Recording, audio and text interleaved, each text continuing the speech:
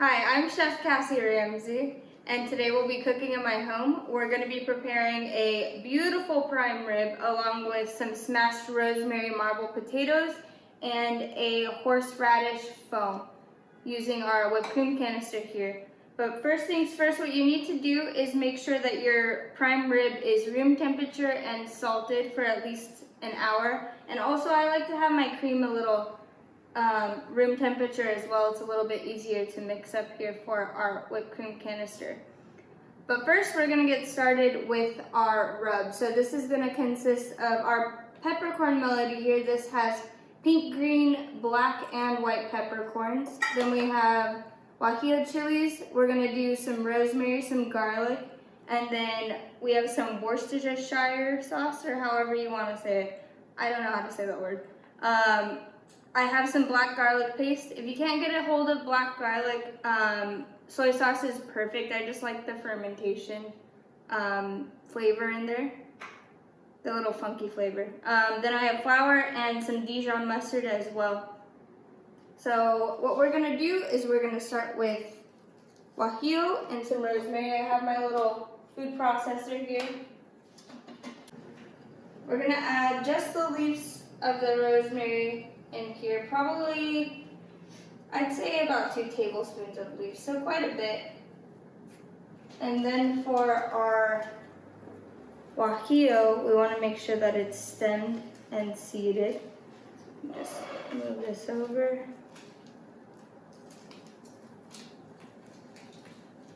And if your hands are real sensitive, you might want to use gloves for this.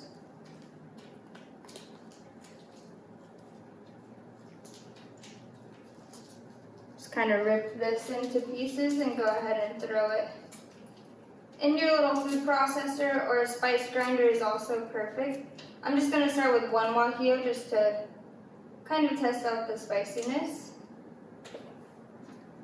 Then we'll add some Worcestershire, some black garlic, some flour and Dijon as well, and also some fresh garlic. Just a few cloves, like 5.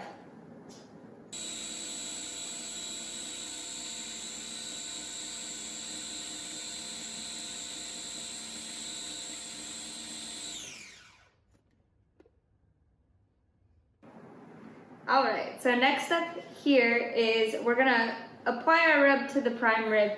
So it doesn't need to be perfect, doesn't need to be a perfect puree, it can be a little chunky here as you can see in mine. So we're just gonna take some gloves and just rub this guy. And we wanna rub it all over. Make sure we have an even spread. And this is actually going to create our crust here. So the flour is going to do its job in that way.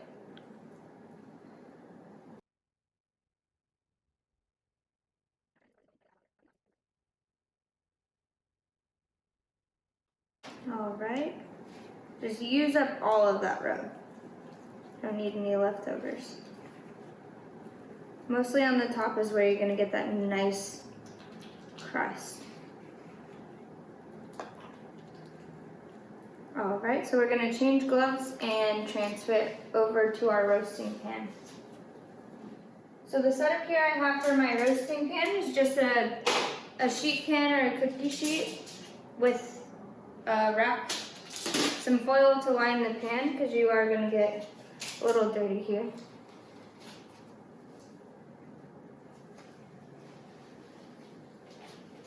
So we're gonna transfer our roast. Scoop up this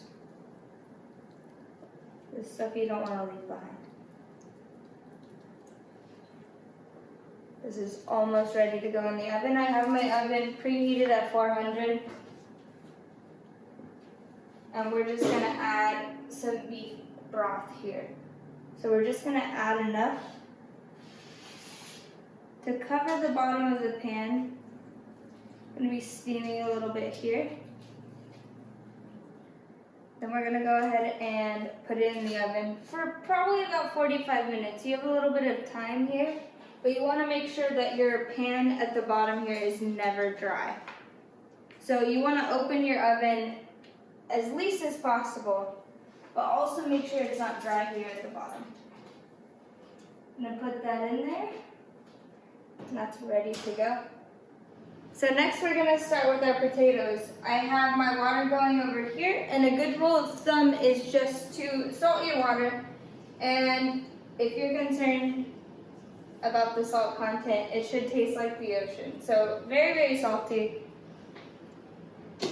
And then we're just gonna add our potatoes once our water is boiling. So got a couple of minutes on that, and then we'll drop our potatoes in there, and it usually takes about 5 minutes for these little marble guys, but you can also test them. They're all different sizes, so you need to test them with either a fork or a toothpick, whatever you prefer. And then we're gonna take them out, drain them, and set them aside. They can cool down, and then we're gonna continue with that once the roast is done.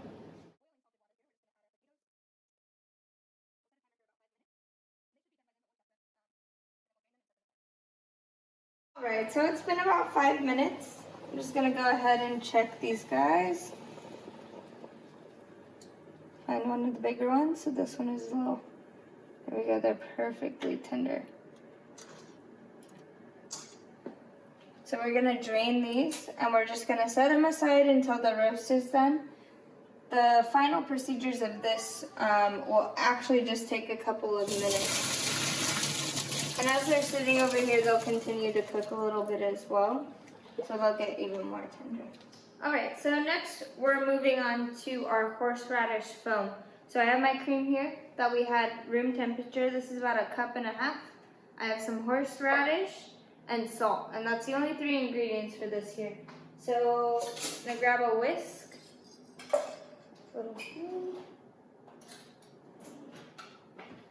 Just add horseradish, not too much. See, depending on how spicy you want it, to be honest. So we're just gonna whisk this just a little bit until we get some soft peaks.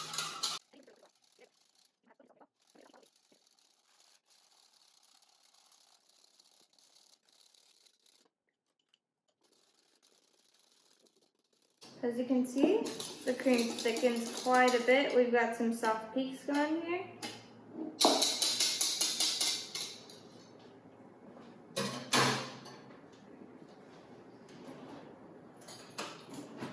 We're gonna taste it. A little more salt here. And it's all up to you how spicy you want it or how much horseradish you actually want to taste.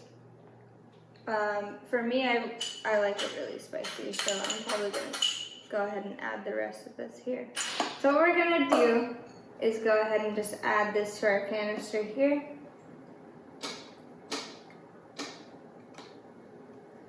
And this can handle up to 2 cups. So we're just gonna go ahead and add all of this.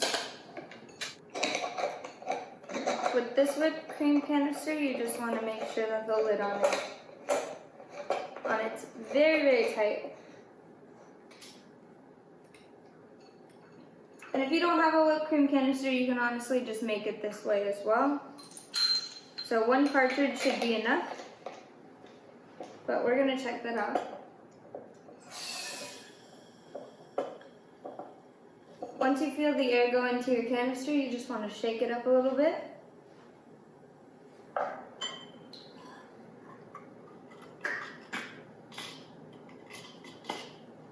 So this is perfect. This is your right consistency. So I've just temped our roast. Our prime rib is at about 115. So I'm gonna go ahead and pull it out. We're gonna rest it on the cutting board for about half an hour, and then we are gonna wait about 15 minutes, and we're gonna start our potatoes. And what this resting does is it not only relaxes the meat, but it also lets all of the juices that we would lose cutting into it just sort of absorb. So when we do cut into it, we won't lose all of that flavor and all those juices. Right, so to continue with the potatoes, we have them over here set aside. We're gonna start with a good knob of butter. I'd say about 2 tablespoons about 2 pounds of marble potatoes. I'm gonna put this on low-medium heat, and while that's getting hot, just gonna take the leaves of our rosemary here.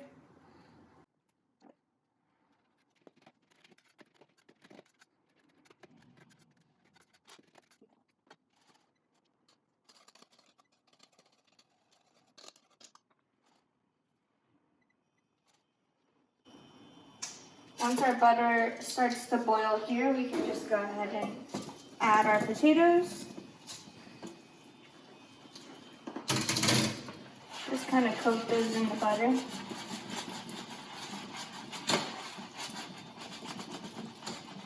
Get that nice and hot. We can also add a little bit more if it's not coated as well as we'd like. Add our rosemary.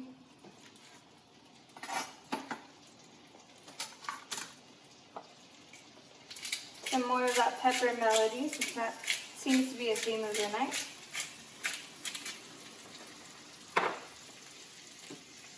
Also some salt. And then once they start sizzling a little bit here, nice and hot, so our potatoes are already tender, so we can just kind of smash them a little bit. And again, we're making smashed potatoes, not mashed potatoes, so they don't need to be perfect, and you can have some chunky bits in there. If you have really small potatoes, you can even leave some of them whole. This is just one of my favorite little quick starches.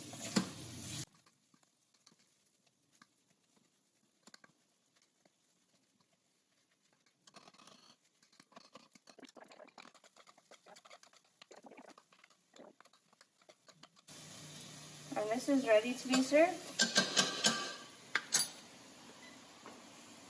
So next steps here, we've had our roast resting for about 30 minutes. As you can see, we have very little juices that have run off, which is a very good thing. Meanwhile, all of the jus that was in the pan I put in a pot. I have it simmering over here, and I've been skimming off the fat as much as possible. So right now, I'm gonna go ahead and carve this. What you wanna do is start here and go along the bones. Keeping on as much meat as possible, kind of graze your knife on the bones if you can feel it. And then we'll go ahead and slice it.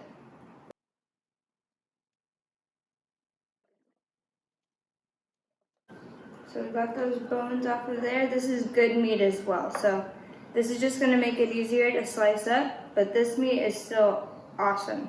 It's gonna be probably the most flavorful because it's around the bone as well. So then we'll just go ahead and slice. And it looks like we've got a very good in between medium and medium rare.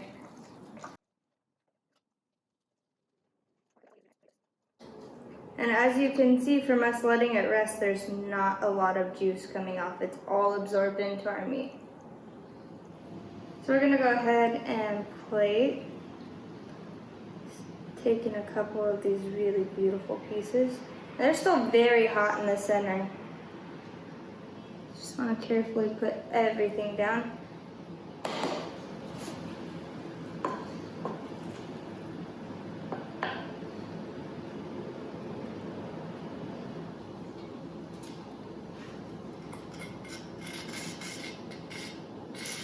More horseradish foam over here.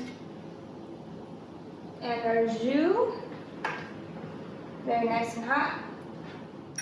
So there you have it. You have our prime rib, our rosemary smashed potatoes, our horseradish foam, and of course your jus off to the side.